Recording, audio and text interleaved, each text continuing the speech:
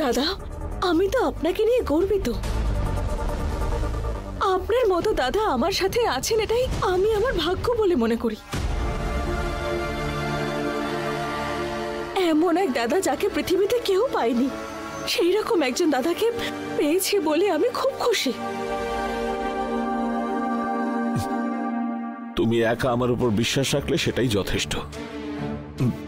অন্য আর কেউ বিশ্বাস না রাখলেও চলবে।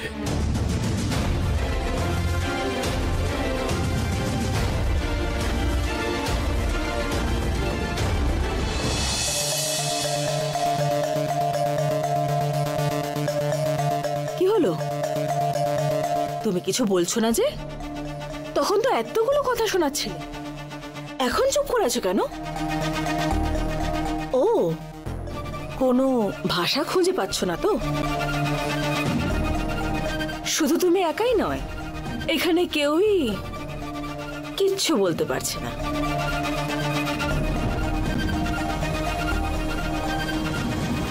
আমার দাদার ব্যাপারে কথা বলার মতো যোগ্যতা এখানে কারোর মধ্যে নেই।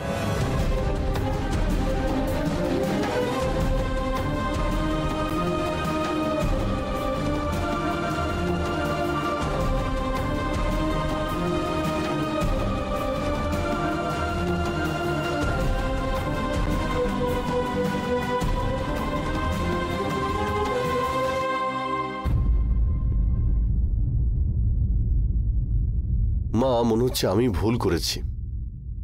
লোকটা মনে হয় ভালো লোক। বাবা, তুমি বিশ্বাস করো, মাও করুক। এরা চাইলে সবাই বিশ্বাস করতে পারে, কিন্তু আমি বিশ্বাস করব না। ওর আসল রূপটা আজ নয় কাল সবাই ঠিকই দেখবে।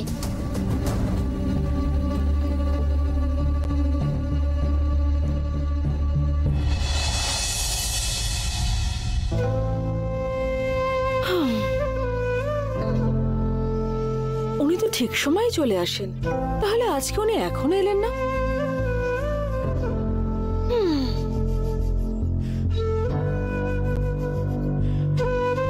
ওহ, নমস্কার ম্যাডাম। নমস্কার স্যার, আপনার জন্য অপেক্ষা করছিলাম, বসুন।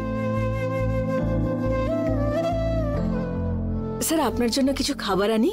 কফি, টি, জুস বা অন্য কিছু? না ম্যাডাম, এইমাত্র খেয়ে এসেছি। ঠিক আছে ম্যাডাম। আচ্ছা, কেন আপনি আমাকে এত আর্জেন্টলি ডেকে পাঠিয়েছেন? আসলে হয়েছে কি, আমার দাদার মতন দেখতে একজনের সঙ্গে আলাপ হয়েছে। রূপে দাদার মতন, গুণেও আমার দাদার মতন।